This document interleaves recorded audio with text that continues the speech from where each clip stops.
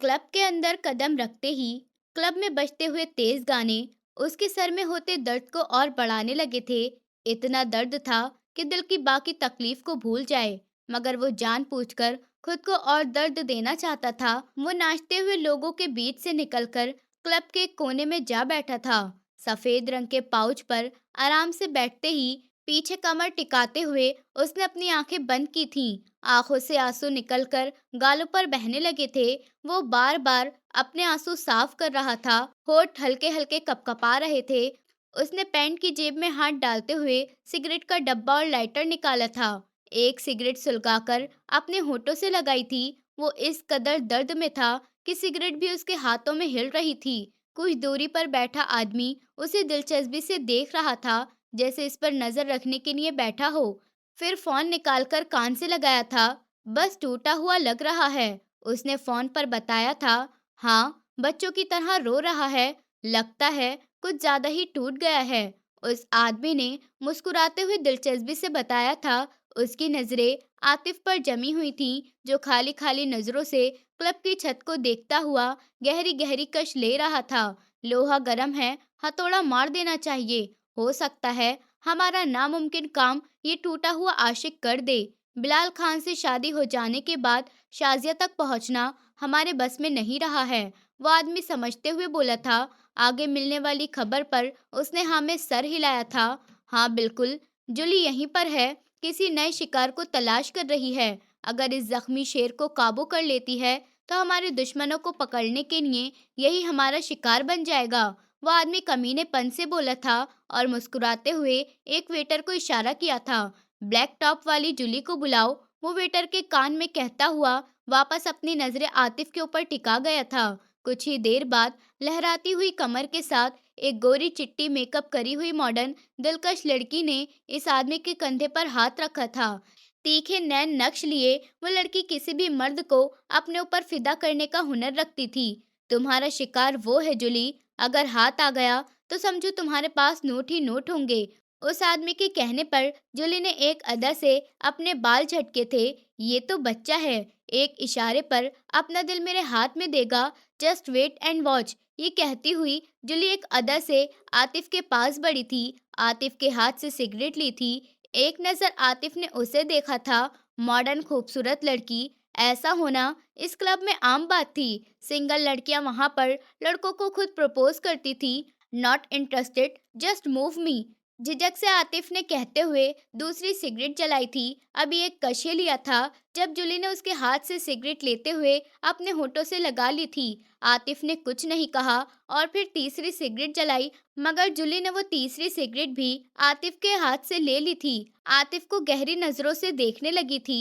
आंखें पहले ही लाल हो रही थीं, अब और होने लगी थीं। दोबारा सिगरेट जला रहा हूँ, अगर इस बार सिगरेट को छुआ भी तो अच्छा नहीं होगा, सख्त लहजे में आतिफ वार्निंग देने लगा था। जब जूली उसके पास बैठी थी, एक पल के लिए आतिफ का हाथ रोका था। तुम्हें अगर सिगरेट पीनी है तो मेरे होठों पर लगी सिगरेट पी सकते हो, वरना मैं तुम्हें दूसरे सिगरेट नहीं पीने दूंगी। अपने बाल एक शोल्डर पर रखते हुए वो इतराते हुए आतिफ के और करीब हुई थी। उसके पास से आती हुई परफ्यूम की खुशबू आतिफ के दिमाग पर छाने लगी थी। मैंने कहा ना, मैं इंटरेस्टेड नहीं हूँ, तुम्हें जबानी बोली समझ नहीं आती, अजीब नजरों से देखते हुए आतिफ ने उसे कहा था और दूसरी सिगरेट जलाने लगा था।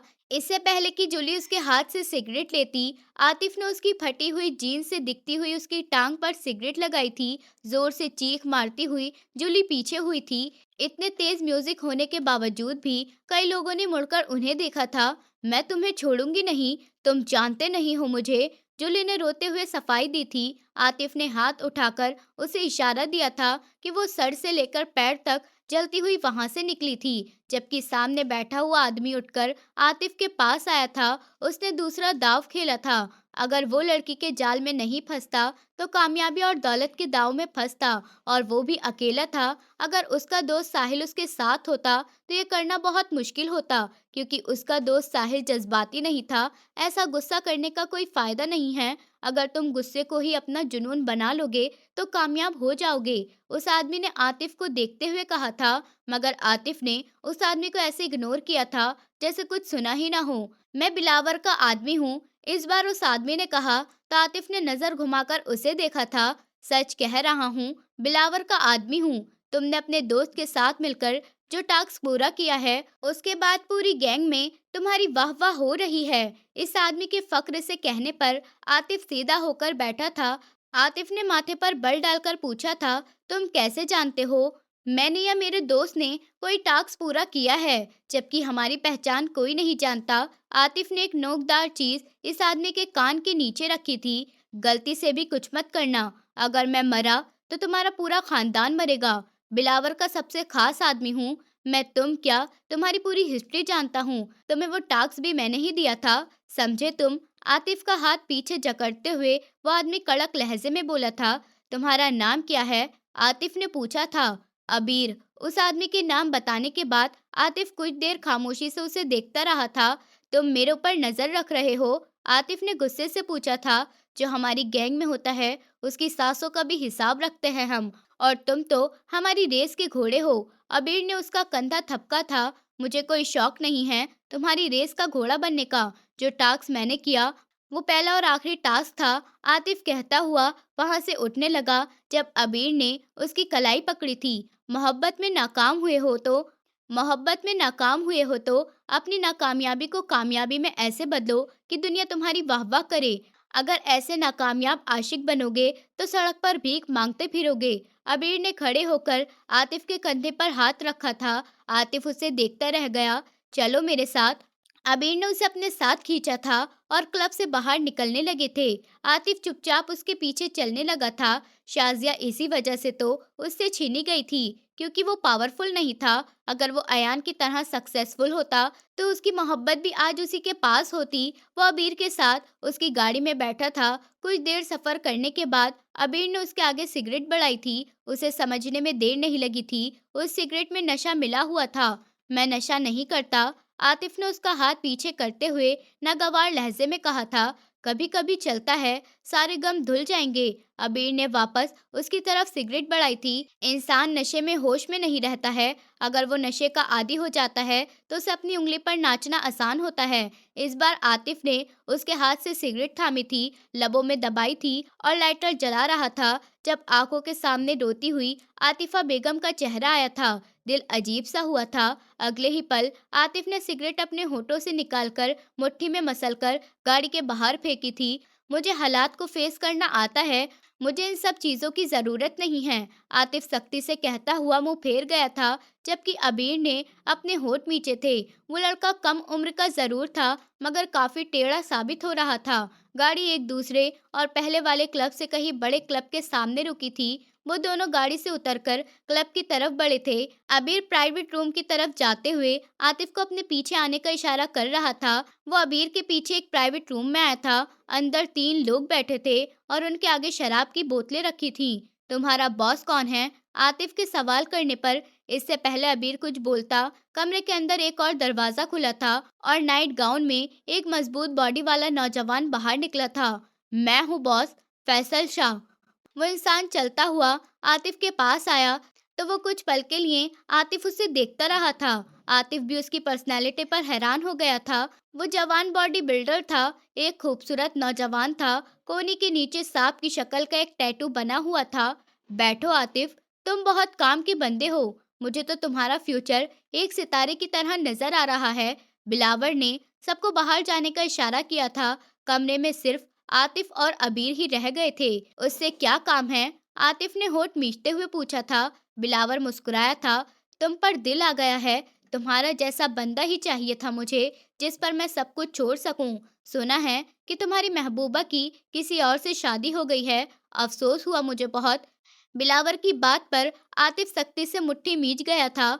वैसे हैरत है मुझे, तुमने इतना बड़ा टास्क कंप्लीट कर लिया और एक लड़की को हार गए। आतिफ के माथे पर गहरे बल पड़े थे। मेरी निजी जिंदगी से दूर रहो। आतिफ गुर्राया था। टूटा हुआ इंसान सबको तोड़कर बहुत आगे निकल सकता है। आतिफ, तुम्हें आगे बढ़ना है तो सब कुछ खत्म करके आगे बढ़ना पड़ेगा। जब तक अपना गम खत्म नहीं कर सकते तब तक तुम आगे नहीं बढ़ सकते हो। आतिफ, जो मोहब्बत हासिल न हो उसे खत्म कर देना चाहिए। आतिफ, अगर तुम गैरतमंद होते तो अपनी मोहब्बत को किसी और का होता देखकर उसे जड़ से खत्म कर देते, उस लड़की को ही जान से मार देते। बिलावर उसे चढ़ाते हुए बोला था, जबकि आतिफ का गुस्सा और बढ़ रहा था। मैंने तुमसे मशवरा नहीं मांगा, आतिफ गुस्से से बोला था, मगर मैंने दे दिया। फिलहाल आगे का सोचो तुम में काबिलियत है और मेरे पास पावर। मैं तुम्हें आसमान की बुलंदी तक पहुंचा दूंगा, मगर उससे पहले तुम्हारा दिल और दिमाग किसी भी जज्बात से खाली होना चाहिए। इसके लिए मेरा मशवरा मानो और शाजिया को खत्म कर दो। मैं इन सब में तुम्हारी पूरी मदद करूंगा। अभी वो इतना ही बोला था जब आतिफ ने गुस्से से टेबल पर हाथ मारते हुए खड़ा हुआ था और गुस्से से बिलावर के पास गया था। बिलावर उसे दिलचस्पी से देख रहा था। अपनी जबान से उसका नाम भी मत लेना, वरना तुम्हें मारने में मुझे ज्यादा देर नहीं लगेगी। आतिफ के गुर्राने पर बिलावर ने अबीर को देखा और फिर मुस्कुराते हुए आतिफ के कंधे पर हाथ रखा था। तुम जानते नहीं हो आतिफ, तुम खुशनसीब हो जो मुझसे मिलने का मौका मिला है तुम्हें, डायरेक्ट मुझसे मिलकर काम करने का मौका। चलो छोड़ो, वो लड़की तुम्हारी मोहब्बत है, तुम उसे कुछ नहीं कर सकते हो। उसके हस्बैंड को मार दो, वो खुद ब खुद तुम्हारी। बिलावर ने उसे दोबारा उकसाया तो आतिफ घूर कर उसे देखने लगा था। दिमाग फिर चला था, क्या शाजिया उसे इस तरह मिल सकती थी? पर मोहब्बत को पाने के लिए वो किसी का कत्ल कैसे करता? तुम्हें कोई काम की बात करनी है? आतिफ ने उसकी बात को इग्नोर करते हुए पूछा तो बिलावर ने उसे बैठने का इशारा किया था। बिलावर के इशारे पर अबीर ने उसके सामने एक नोटों से भरा बैग खोल दिया था। 3 करोड़ रुपए हैं, एडवांस में दे रहा हूँ। अगर तुम पूरा काम करते हो तो शायद तुम्हें गिफ्ट में मिल जाए, बिलावर ने कहा था। आतिफ की नजरें पैसे पर ही जमी थी। आजकल असली ताकत का मतलब पैसा ही तो था। पहले काम के बारे में बताओ, आतिफ ने गंभीरता से पूछा था। हमारा एक गोदाम है, तुम्हें वहां से माल उठाकर 12 शहरों में अलग अलग जगह पर डिलीवर करना है, मगर ध्यान रहे माल इतना सा भी इधर से उधर नहीं होना चाहिए और ना ही पुलिस की नजर में आना चाहिए, बिलावर ने कहते हुए सिगरेट ट्रे में मसली थी। काम हो गया तो ही पैसे लूंगा, अगर नहीं हुआ तो अपने पैसे अपने पास ही रखना। ये कहते हुए आतिफ वहां से बाहर निकल गया था। बिलावर माथे पर बल डाले खाली कुर्सी को देख रहा था। जख्मी और टूटा हुआ जरूर है, मगर बहुत समझदार है। इतने दर्द में भी दिमाग चल रहा था इस लड़के का। जानबूझकर उसने एडवांस पैसे नहीं लिए थे, खुद को फ्री रखा था। अबीर ने कहा था, ये लड़का मुझे चाहिए। अबीर, शाजिया की मौत फिलहाल इसी के हाथों से मुमकिन है, बिलावर ने गहरी सांस लेते हुए कहा था। आतिफ इस क्लब से निकलते हुए बाहर आया था। कुछ देर बाद अबीर भी वापस आया था। कहाँ ड्रॉप करना है तुम्हें? अबीर ने पूछा था। जहाँ से उठाया है वापस वहीं पर, सख्ती से कहता हुआ वो अबीर के साथ गाड़ी में बैठा था और गाड़ी एक बार फिर इस क्लब के बाहर थी। अपनी गाड़ी में बैठता हुआ वो होटल गया था। रूम बुक कर रूम में जाकर उल्टे मुंह लेटा था। कानों में बार बार बिलावर की बात गूंज रही थी कि तो शाजिया को मार दो, शाजिया को मार दो और उसके हस्बैंड को मार दो। अगर उसका हस्बैंड मर गया तो शाजिया तुम्हारी। उसने सख्ती से अपने कानों पर हाथ रखा था और आंखें मीची थीं। आपने अच्छा नहीं किया मेरे साथ शाजिया, आपकी हाँ मेरी जिंदगी बचा सकती थी। भीख में ही सही, मगर मुझे मेरी जिंदगी दे देती। मैं मर रहा हूँ। उसने भर आई आवाज में अपना मुंह तकिए में दबाया था। कोई भी चीज उसे सुकून नहीं दे रही थी। ये सब कहने की बातें हैं, कोई भी किसी के बगैर नहीं मरता। आतिफ एक बार फिर उसके कानों में शाजिया की आवाज गूंजी थी। शट अप, मैं मर रहा हूँ, मैं मर रहा हूँ। ये कहते हुए वो एक बार फिर एंजाइटी का शिकार हुआ था। आतिफ को घर से गए हुए 2 हफ्ते गुजर चुके थे। आतिफा बेगम का रो रो कर बुरा हाल था, जबकि दिल में दर्द उठने की वजह से नसीम साहब अस्पताल में एडमिट थे। सर, आज रात 3 बजे माल के ट्रक गुजरात के लिए निकलेंगे, एम्प्लॉय ने अयान को बताया था। तुम्हें पता है तुम्हें क्या करना है? अयान ने लापरवाही से कहा था। सर, इस बार आतिफ इन्वॉल्व है इन सब में। उसकी बात पर अयान गहरी सांस लेते हुए खड़ा हुआ था। पता है मुझे, तुम फिक्र मत करो, आतिफ वहां नहीं पहुंच सकेगा। उनको हिरासत में मत लेना, बल्कि उन ट्रक्स को आग लगा देना, कुछ भी नहीं बचना चाहिए। अयान सुकून से कहता हुआ कमरे से बाहर निकला था। कितने दिनों से वो आतिफ को इग्नोर कर रहा था। उसने पल पल आतिफ के ऊपर नजर रखी हुई थी और आतिफ के जरिए से वो फैसल तक पहुंच चुका था। पर बिलावर नहीं जानता था कि अयान ही एसके था। अयान ड्राइव करते हुए आतिफ के अपार्टमेंट तक पहुंचा था। डोरबेल पर हाथ रख ही रहा था कि तभी दरवाजा खुला था। ब्लैक शर्ट और डेनिम जीन्स में आतिफ बिल्कुल तैयार बाहर निकल रहा था। हाथों में एक छोटी हथकड़ी थी। चलो अंदर बात करते हैं, अयान कहता हुआ अंदर बढ़ने लगा था जब आतिफ ने उसका रास्ता रोका था। मैं भी जल्दी में हूँ, मेरे पास बात करने का टाइम नहीं है। वो बेझिझक कहता हुआ बाहर निकलने लगा था जब अयान ने उसे अंदर धकेला था और दरवाजा लॉक किया था। ये क्या बदतमीजी है? अब मैं बिल्कुल भी आपकी ये दादागिरी बर्दाश्त नहीं करूंगा, समझे आप? आतिफ घूर रहा था। अयान ने सब्र करते हुए उसके कंधे पर हाथ रखना चाहा था जब आतिफ ने उसका हाथ बुरी तरह झटक दिया था। पापा हॉस्पिटल में एडमिट है, उन्हें तुम्हारी बहुत जरूरत है आतिफ। अयान ने समझाना चाहा था, मुझे अब किसी की जरूरत नहीं है और ना ही किसी की हमदर्दी की जरूरत है। जो मेरी बर्बादी बने वो मेरी बला से। अभी आतिफ की बात पूरी नहीं हुई थी जब अयान ने उसके गाल पर एक जोरदार तमाचा मारा था। अपने गाल पर हाथ रखकर कुछ पल खड़ा रहा था और फिर आतिफ भी अयान के ऊपर झपटा था और पलटकर मारने लगा था। दोनों एक दूसरे पर भारी पड़ रहे थे, मगर ताकत में अयान उस पर भारी रहा था और फिर कुछ ही देर में उसने चिल्लाते हुए आतिफ को कुर्सी से बांध दिया था। मैं आपको छोड़ूंगा नहीं। आतिफ खुल रहा था, मगर अगले ही पल मुंह पर एक जोरदार थप्पड़ पड़ा था। भाई, आतिफ दहाड़ा जब एक और थप्पड़ उसके दूसरे गाल पर पड़ा था। बकवास बंद करो अपनी। एक लड़की की मोहब्बत में सबको भूल जाओगे क्या? अयान दहाड़ा था। आतिफ ने जख्मी नजरों से उसे देखा था। वो एक लड़की मेरी पूरी जिंदगी थी, उसे मेरी झोली में डाल देते ना। आपने जानबूझकर उसे। अयान ने उसकी बात बीच में छोड़कर कहा था। हाँ, जानबूझकर किया, क्योंकि उसकी जान को खतरा था। तुम्हारे लिए उसका पास होना ज्यादा जरूरी था या जिंदा रहना? अयान ने गुस्से से कहा था। अगर वो मेरे पास होती तो अपनी जान पर खेलकर मैं उसकी हिफाजत करता। आतिफ दांत पीसते हुए बोला था। कैसे करते हिफाजत? उसके लिए तुम्हारा भी तो जिंदा रहना जरूरी था ना। आतिफ, तुम नहीं जानते कि शाजिया के पीछे कौन लोग पड़े थे। उसकी हिफाजत के लिए उसका बिलाल से निकाह होना बहुत जरूरी था। वो बिलाल के साथ सेफ रह सकती थी बस। अयान ने समझाने की नाकाम कोशिश की थी। तो इस तरह तो इकरा की जान को भी खतरा हो सकता है, तो फिर उसका निकाह आपके साथ क्यों? आतिफ ने कड़वे लहजे में पूछा था। क्योंकि इकरा की हिफाजत मैं कर सकता हूँ और इकरा की जान को खतरा नहीं है, क्योंकि इकरा इस केस में शामिल नहीं है जिसमें शाजिया शामिल थी। अयान झुंझलाकर बोला था।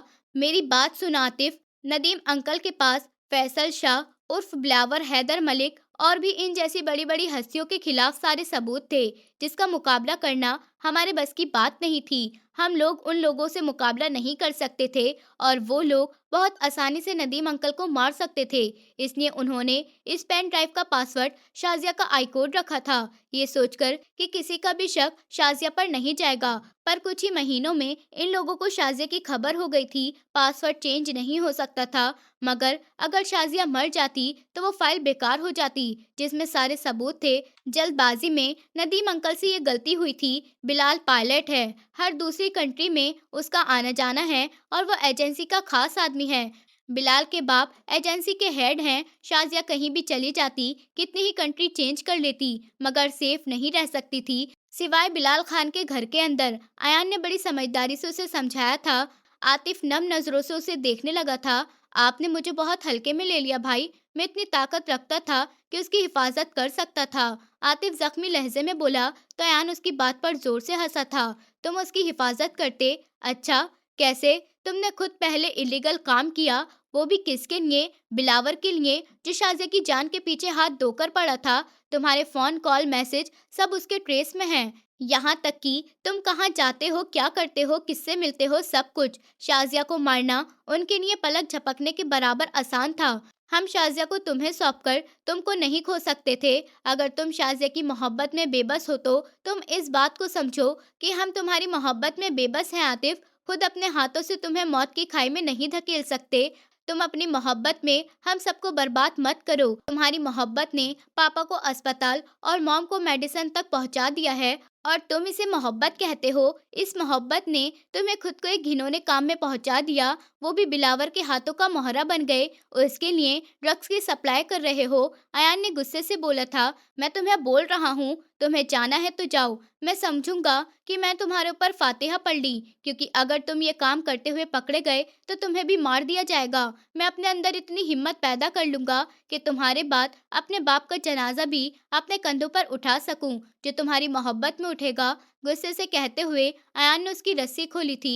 एक नज़र आतिफ पर डालता हुआ वो बाहर निकलने लगा था, जब आतिफ ने उसे आवाज लगाई थी, मुझे मार दीजिए भाई, वरना मैं मरने के लिए खुद उस जगह पर चला जाऊंगा। शाजिया मेरे लिए कितनी जरूरी है, आप नहीं समझ सकते। आतिफ बेबसी से रोया तो अयान ने उसे अपने गले से लगा लिया था। कुछ देर बाद उसे अपने साथ लेकर बाहर निकला था। हॉस्पिटल गया। आतिफ को अपने बाप के कमरे के बाहर छोड़कर वो बाहर निकलने लगा था, जब आतिफ के सवाल पर कदम ठहरे थे। भाई, आप कौन हैं? अयान मुस्कुराया। अयान ने कहते हुए कंधे उचकाए थे।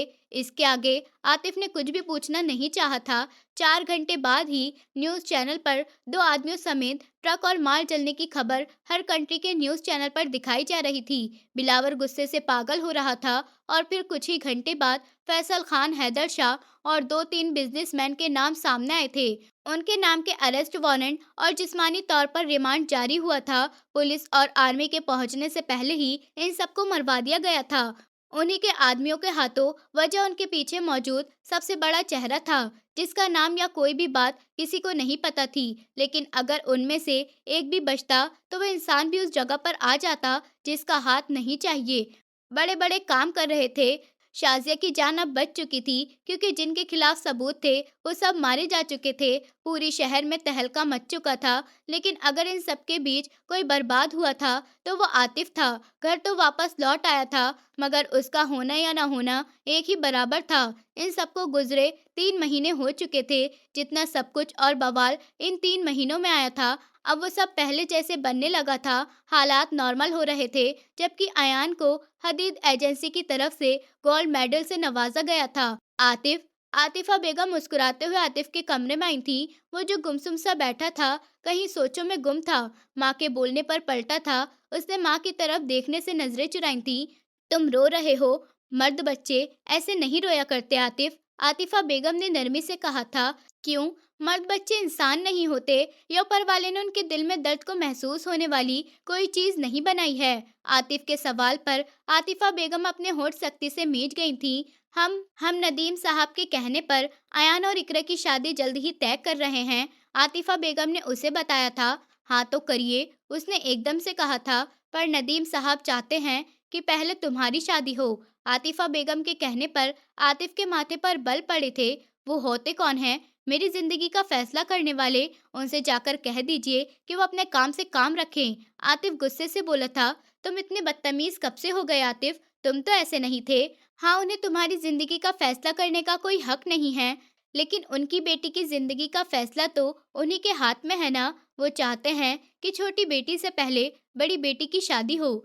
आतिफा बेगम ने मुंह बनाकर कहा था। आतिफ, जो अब तक बेबस खड़ा था, वो नासमझी से अपनी माँ को देखने लगा था। इस बात का क्या मतलब है? आतिफ के माथे पर बल पड़े थे। मतलब साफ है, वो अपनी छोटी बेटी से पहले बड़ी बेटी शाजिया की शादी करना चाहते हैं। पर अगर तुम राजी नहीं हो तो क्या कर सकते हैं? आतिफा बेगम मायूसी से पलटने लगी थी जब आतिफ उनके सामने आया था। मगर शाजिया की शादी तो हो चुकी है ना? ये कहते हुए आतिफ के होठ कपकपाए थे। आतिफा बेगम ने गहरी सांस भरी थी। समझी तो मैं भी यही थी, पर उन्होंने बात अधूरी छोड़ी थी। पर क्या? आतिफ बेचैन हुआ था, जैसे मुर्दा हुआ शरीर में किसी ने दोबारा से जान डाल दी हो। ये सब कुछ तो तुम अयान से पूछो जाकर। ये सब तो वही बता सकता है, क्योंकि मुझे खुद को भी कुछ नहीं पता है। अभी उनकी बात पूरी भी नहीं हुई थी कि आतिफ तेजी से कमरे से बाहर निकल गया था। अयान के कमरे में बिना दरवाजे पर दस्तक दिए अंदर गया था। अयान ने उसे उंगली से खामोश रहने का इशारा किया था। वो एक जरूरी मीटिंग में था, मगर जब आतिफ से बर्दाश्त न हुआ तो उसने आगे बढ़कर लैपटॉप बंद कर दिया था। ये क्या बदतमीजी है आतिफ? अयान ने गुस्से से पूछा था। दोबारा से लैपटॉप खोलना चाहा था, जब आतिफ ने उसके हाथ से लैपटॉप छीन लिया था। मुझे मेरे सवालों की जवाब दीजिए। शाजिया की शादी का क्या राज है? उसने तेजी से धड़कते हुए दिल के साथ पूछा था। अयान ने गहरी सांस ली थी। यही कि पापा ने इकरा की रुखसती की बात की थी, लेकिन अंकल चाहते हैं कि पहले शाजिया की शादी हो। अयान ने बहुत आराम से कहा था। लेकिन शाजिया की तो शादी हो गई थी ना? आतिफ ने फौरन पूछा था। हो जाती, अगर तुम मजनू ना बनते तो, और शाजिया लैला ना बनती तो। अयान ने ना में सर हिलाते हुए कहा था। आतिफ का दिल जोर से धड़का था। मतलब?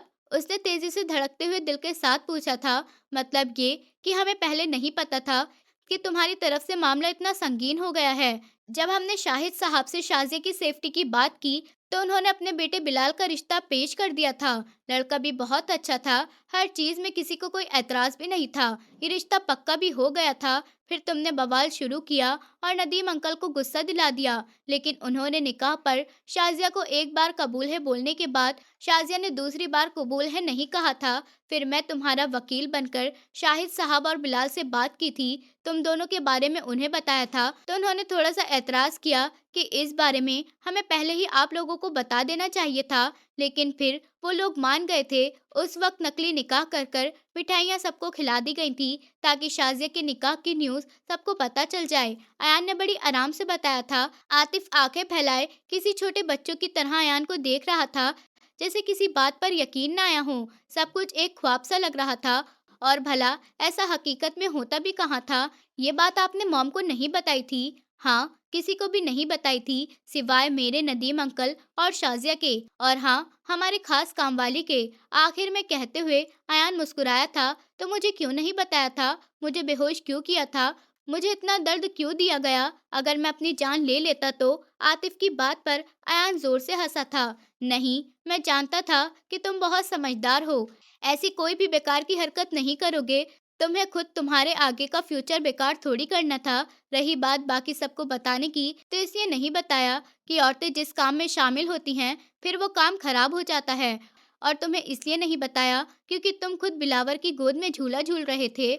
आतिफ ने कंधे उचकाए थे। अगर आपको पता था कि मैं बिलावर की गोद में झूला झूल रहा हूँ, कोई टास्क कंप्लीट कर रहा हूँ, तो मुझे रोका क्यों नहीं था? आतिफ ने गुस्से से पूछा था। क्योंकि उस वक्त मुझे पता नहीं था कि तुम कोई टास्क पूरा कर रहे हो, और रोका इसलिए नहीं था क्योंकि वो टास्क पूरा करने से हमारे काम में आसानी होती। अयान की बात पर आतिफ ने गहरी सांस ली थी। होठों पर मुस्कुराहट उभरी थी, जैसे किसी सालों से बंजर पड़ी जमीन पर अचानक से कोई गुलाब का फूल खिलाया हो। एक मिनट भाई, जब किसी को भी नहीं पता था इस बारे में, तो फिर घर की नौकरानी को कैसे पता चला? आतिफ मुस्कुराते मुस्कुराते एकदम से चौंका था, क्योंकि वो नौकरानी नहीं है। हमारे घर में घर वालों की हिफाजत करने के लिए मैंने उसे रखा है। अयान के बताने पर आतिफ की आंखें फैल गई थी। तुम्हें कोई परेशानी तो नहीं है? हम तुम्हारी और शाजिया की शादी तय कर दें? अयान ने परेशान होते हुए पूछा था। जैसा आप लोगों को ठीक लगे। मुस्कुराता हुआ आतिफ कमरे से बाहर निकल गया था, जबकि अयान जोर से हंसा था। नहीं नहीं मम्मी, मैं किसी भी हाल में रुखसती अभी नहीं करूंगी।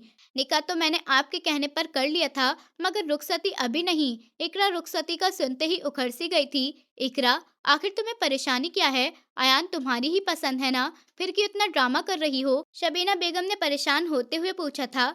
क्या मेरी पसंद का ताना हर वक्त देती रहती हैं आप मुझे? पसंद अगर कर भी लिया तो कोई गुनाह नहीं किया है, और पसंद करा भी तो निकाह तो आपकी मर्जी से किया ना, और अब रुखसती के पीछे पड़ गए हैं, और फिर 2 महीने के बाद बोलेंगे इकरा बच्चा पैदा कर लो। शबीना बेगम के थप्पड़ मारने पर इकरा के बाकी अल्फाज उसके मुंह में ही रह गए थे। तुम्हारी ये कैंची जैसी जबान मैं काट दूंगी। अच्छा है कि तुम गूंगी होकर अयान के पास जाओगी, सब लोग सुखी से रहेंगे। ठीक है, रिश्ता तुमने अपनी पसंद से किया, मगर बाकी सारे काम हमारी मर्जी से होंगे। बस ये बता दो कि शादी के कपड़े अयान के साथ लेने जाओगी या नहीं? शबीना बेगम ने गुस्से से पूछा था। नहीं जाना मुझे कहीं भी। जब सारे काम ही अपनी मर्जी से कर रहे हैं, तो ये भी अपनी मर्जी से ही कर ले। वो मुंह फेरते हुए रोने लगी थी। इस पल बाहर गाड़ी के हॉर्न की आवाज आई थी। शाजिया आ गई। शबीना बेगम खुशी से कहते हुए उठकर बाहर निकली थी, जबकि इकरा तकिए में अपना मुंह छुपा गई थी। शाजिया अपने मम्मी पापा के गले लगकर बहुत रोई थी। नदीम साहब ने उसे बहुत प्यार किया था, और तभी आतिफा बेगम शाजिया के हाथ में आतिफ के नाम की अंगूठी डाल गई थी। अगले हफ्ते की तारीख पक्की कर दी गई थी। शाजिया पहले से ज्यादा घबराई हुई थी, लेकिन इस बार दिल को सुकून था। पहले जैसी बेचैनी और भारीपन नहीं था, और उसके होठों पर मुस्कान बिखर रही थी। इकरा के साथ शाजिया ने भी शॉपिंग पर जाने से मना कर दिया था। शर्म के मारे कमरे में ही बैठी रही थी और किसी भी चीज में हिस्सा नहीं ले रही थी, और इकरा खुद से की हुई जिद में कमरे में ही बंद हो गई थी। निकाह की रात की बात से अयान को इसने सिर्फ 2 बार देखा था, वो भी दूर-दूर से।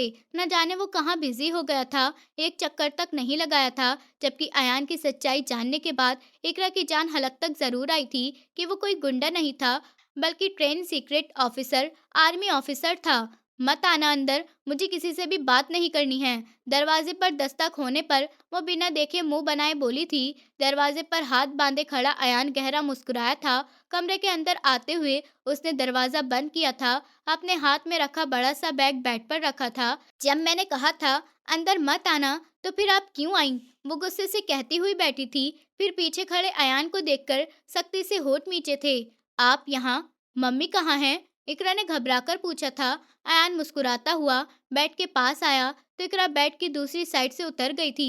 "इकरा," अयान ने सदमे से कहा था, "शादी से पहले दुल्हन के कमरे में नहीं आते।" कुछ ना समझ आने पर वो घबराते हुए बोली थी, "क्यों नहीं आते?" अयान ने दिलचस्पी से पूछा था और कदम इकरा की तरफ बढ़ाए थे। 2 हफ्ते हो गए थे इस जाने दुश्मन को देखे हुए, और अब जब सामने आई थी तो जान बचाकर भाग रही थी। ग्लो नहीं आता है दुल्हन के चेहरे पर। बस उसी की पूरी कोशिश की थी कि अयान कमरे से बाहर चला जाए। "ओ अच्छा, तुम बहुत चालाक हो। तुम चाहती हो तुम्हारे चेहरे पर ग्लो आ जाए और सब तुम्हें शरीफ समझें, कोई पहचान नहीं पाए कि तुम शैतान की खाला हो।" उसके पास खड़े होते अयान ने उसकी नाक दबाई तो वो अयान की तरफ देखती हुई चेहरा फेर गई थी। "अब भी इतना गुस्सा? अब तो तुम्हें सच भी पता चल गया ना? अब मुझे भी विलन से हीरो मान लो ना यार," अयान ने दोस्ताना अंदाज में कहा था। "हीरो जबरदस्ती शादी नहीं करते," इकरा ने नम लहजे में कहा था। "तो तुम्हें मनाने के लिए क्या करूं, बताओ?" अयान ने उसका हाथ थामते हुए बेड पर उसे अपने सामने बैठाया था। "कुछ नहीं, बस अभी रुखसती कैंसिल कर दीजिए।" रुखसती बाद में, वो बस एक जिद थी। उसकी वजह? अयान ने वजह जाननी चाहिए। "बस मुझे अभी नहीं करनी है, और क्या मेरी मर्जी इम्पोर्टेंट नहीं है?" वो गुस्से से पूछने लगी तो अयान मुस्कुराया था। "बहुत इम्पोर्टेंट है, मगर हर चीज के पीछे कोई ना कोई वजह तो होती है ना, और वैसे भी निकाह तो हो ही चुका है, तो अब नहीं तो कल या सालों बाद तो रुखसती होनी ही है।" अयान ने उसे मनाना चाहा था, जबकि जब देखी जाएगी, फिलहाल मुझे अभी नहीं करनी है। अयान ने इस बार इकरा को गंभीरता से देखते हुए गहरी सांस ली थी। "अगर मैं तुम्हें शादी के बाद आगे पढ़ने के लिए फोर्स ना करूं, तब भी नहीं। अगर मैं प्रॉमिस करूं कि तुम्हें नहीं डराऊंगा और जैसा तुम कहोगी वैसा ही होगा, तब?" अयान की बात सुनने के बाद इकरा ने उसे हैरत की नजरों से देखा था। "मान जाओ यार, अगर इस तरह करोगी तो मेरा दिल भी खराब हो जाएगा, और अब तो मैंने गुस्सा भी करना छोड़ दिया है। तुम्हारे साथ कितने प्यार से पेश आता हूँ मैं," अयान ने उसे अपने करीब करते हुए कहा। तो इकरा का दिल उछलकर उसके हलक में आ गया था। "इसलिए तो नहीं करनी ना मुझे अभी रुखसती?" ये कहते हुए उसकी आंख से एक आंसू की बूंद गिरी थी। अयान हैरत से उसे देखने लगा था। "व्हाट? तुम्हें इसलिए शादी नहीं करनी क्योंकि मैं तुम्हारे साथ मोहब्बत से पेश आ रहा हूँ?" उसने हाँ में सर हिलाया था। वो बात नहीं बता पाई थी कि अयान की लास्ट किस के बाद उसके अपने जज्बात बदल गए थे और डर से भी गई थी। "ठीक है, फिर मैं तुम्हारे साथ मोहब्बत से पेश नहीं आऊंगा," वो फौरन बोला था। "मगर पास तो आएंगे ना?" उसने असली वजह बताई थी। अयान को वो पल-पल हैरान कर रही थी। "ठीक है, मैं तुम्हारे पास भी नहीं आऊंगा, प्रॉमिस।" अयान के इस तरह हर बात मानने पर इकरा ने आंखें छोटी की और उसे घूरा था। "मैं बकरी लग रही हूँ क्या आपको? पहले चारा डालकर फंसा लो, फिर कुर्बानी कर दो।" इकरा की इस मिसाल पर वो जोर से हंसकर खड़ा हुआ था। "अब तुम कोई इजहार नहीं करोगी कि तुम सिर्फ मेरे पास आने से डर रही हो? मैं तुम्हारे पास नहीं आऊंगा, वादा। पर अब तुम सब कुछ खुशी से करोगी, अपनी रोती हुई शक्ल बनाकर सबको, आंटी अंकल को दुखी नहीं करोगी?" अयान के कहने पर वो आगे से कुछ नहीं बोली थी। "और ड्रेस देख लेना, बिल्कुल वैसा है जैसा तुमने इंस्टाग्राम पर लाइक किया था," अयान कहता हुआ कमरे से बाहर निकल गया था। जबकि इकरा का मुंह हैरत से खुला था। क्या वो इंस्टा से उसे स्टॉक कर रहा था? उसने आगे बढ़कर ड्रेस का बैग खोला था। आंखें हैरत से फैली थीं, फिर होठ मुस्कुराए थे। गुलाबी रंग का वेडिंग ड्रेस जो बिल्कुल उसकी पसंद का था। उसने फौरन वो ड्रेस निकालकर और फिर अपने ऊपर लगाकर देखने लगी थी। शबीना बेगम शाजिया का वेडिंग ड्रेस लेकर उसके कमरे में आई थी और वो फोन पर बिजी थी। उसके कमरे में आकर ड्रेस का बैग बेड पर रखकर उसके सर पर हाथ फेरते हुए वापस कमरे से बाहर निकल गई थी। जबकि शाजिया मुस्कुराते हुए ड्रेस खोलकर देखने लगी थी। साथ ही ज्वेलरी और बाकी का सामान भी था। हर चीज को छूते हुए उसकी आंखें नम होने लगी थीं। वो आतिफ का सामना करने से भी डर रही थी कि ना जाने आतिफ का क्या रिस्पॉन्स होगा। वो कई बार आतिफ को दुत्कार चुकी थी, मगर फिर उसे आतिफ की दीवानगी का पता भी चल गया था। उसे आतिफ पर पूरा यकीन था, वो कभी भी शाज़ा को कोई नुकसान नहीं पहुंचाता। उसका आप कहना याद कर कर कर शाज़ा के चेहरे पर शर्म की मुस्कुराहट फैली थी। ये दिन शादी की तैयारी में तेजी से गुजरे थे। बारात का दिन आ चुका था। इकरा और अयान का निकाह तो हो चुका था। शाज़िया और आतिफ का निकाह दोपहर को होना था। और फाइनली इन दोनों का निकाह भी बड़ी ही सादगी से हो गया था। सब लोग आपस में गले मिल रहे थे। निकाह के बाद शाज़िया और इकरा दोनों ही पार्लर जा चुकी थीं। सब लोग हैरान हुए थे। दुल्हनों के वेन्यू पहुंचने से पहले ही दूल्हे पहुंच चुके थे और स्टेज पर बैठे अपनी दुल्हनों का इंतजार कर रहे थे। इंतजार ज्यादा देर तक नहीं कराया गया था। शाजिया और इकरा जल्दी ही दोनों वेन्यू में आई थी। दोनों में मुकाबला किसी ने नहीं किया था। दोनों ही अपने आप में बहुत ही खूबसूरत लग रही थी। आतिफ तो उसे देखते ही खड़ा हुआ था और हाथ पकड़ते हुए शाजिया को स्टेज पर चढ़ाया था और शाजिया को बस देखे गया। अयान ने भी इकरा का हाथ पकड़ते हुए उसे स्टेज पर लिया था। उसे सोफे पर बिठाते हुए खुद भी कुछ दूरी पर बैठा था। कुछ ही वक्त गुजरा था जब इकरा निगाहें मोड़कर घूरकर अयान को देखने लगी थी। क्या हुआ? अयान ने हैरत से मुस्कुराते हुए पूछा था। इतना दूर क्यों बैठे हैं? मेरी दोस्त हंस रही है। ये समझ रही है कि आपकी शादी मुझसे जबरदस्ती हो रही है। वो जो खुद दूर होने का वादा ले चुकी थी, अब गुस्से से कह रही थी। अयान मुस्कुराते हुए उसके पास बैठा था। शाजिया तो बेचैनी से नजरें झुकाए बैठी थी। वो जो आतिफ की दीवानगी को जान चुकी थी, अब उसे खामोशी से बैठा देखकर हैरान थी। पहले तो वो एक पल के लिए भी खामोश नहीं बैठता था। मेहमानों की तारीफ, हंसी मजाक सबको छेड़ना और कब वक्त गुजरा था कुछ पता ही नहीं चला था। देखते ही देखते रुखसती का भी वक्त आ गया था और दोनों ही बेटियां अपने माँ बाप के गले लगकर रोने लगी थीं और फिर आगे पीछे रुखसत हुई थीं। एक गाड़ी में अयान और इकरा और दूसरी गाड़ी में आतिफ और शाजिया थे। घर पहुंचते ही आतिफा बेगम ने दोनों दुल्हनों को उनके उनके कमरे में बिठा दिया था। दुल्हन बेड पर शरारा फैलाए बेचैनी से बैठी थी।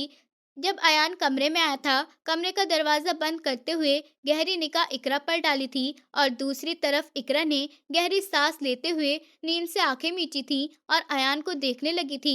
अयान के देखने पर निगाहें फेर गई थी, मुंह दिखाई। वहीं बैठे बैठे अयान ने उसकी तरफ मखमली डिब्बा बढ़ाया था तो इकरा ना समझी से अयान को देखने लगी थी। तुमने ही कहा था पास मत आना, अब ऐसे क्या देख रही हो? अयान ने कंधे उचकाकर पूछा था। जब इकरा बेड से उठने लगी थी, अयान ने उसका हाथ पकड़ा। इकरा ने अपना चेहरा फेर लिया था। कितना समझाया था उसे शाजिया ने, शबीना बेगम ने, और वो पल भी उनकी बातों पर यकीन करते हुए अपने दिमाग को अयान के लिए तैयार करने लगी थी। अयान ने झटके से उसे अपनी तरफ खींचा। वो अयान के सीने से लगी थी। हसीन तो तुम पहले से हो, ऐसे तो जानलेवा हसीन लग रही हो। अयान किसी के सामने नहीं हारा, पर तुम्हारे सामने हारा है, अयान ने दिल फरेब लहजे में कहा। तो इकरा के चेहरे पर मुस्कुराहट फैल गई थी। बस तुम अपना ये वादा मुझसे वापस ले लो कि पाबंदी का बोझ मेरे सर से हटा लो। मेरा दिल कर रहा है रात भर तुम मेरे सीने पर सर रखकर सो, मैं तुम्हारे बालों में हाथ फंसाए रात गुजार दूं। अयान की बात पर इकरा की मुस्कुराहट और गहरी हुई थी। उसके गाल लाल होने लगे थे। इजाजत है? अयान के पूछने पर इकरा की नजरें अयान की आंखों से टकराई थी। वह अयान के सीने पर अपना सर टिका गई थी। आधा घंटा गुजर चुका था। शाजिया बेचैनी से बैठी थी।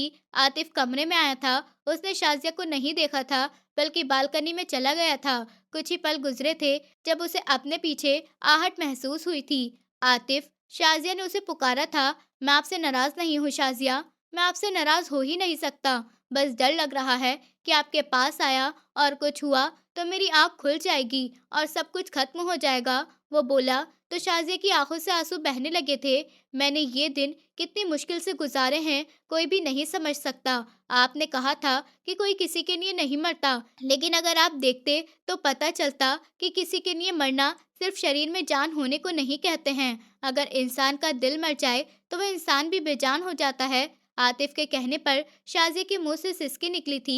आप रोए नहीं, मैं आपको इसलिए नहीं बता रहा हूँ कि आप रोएं। आतिफ फौरन उसके पास आया था। आप जानती हैं कि मेरे सारे दुखों पर मरहम सिर्फ इस बात से लगा था कि निकाह के लिए आपने मना कर दिया था। आपको मेरी मोहब्बत का एहसास महसूस हुआ था, आपको मेरी शिद्दत का अंदाज़ा हुआ था। अयान ने अपने दोनों हाथों से शाज़िया का चेहरा पकड़ा था। मैं भी तुमसे मोहब्बत करती हूँ आतिफ़, मैं भी तुमसे मोहब्बत करती हूँ। ये कहते हुए शाज़िया की आँखों से आँसू निकलने लगे थे। आतिफ़ आगे बढ़ा और शाज़िया को अपनी बाहों में उठा लिया था।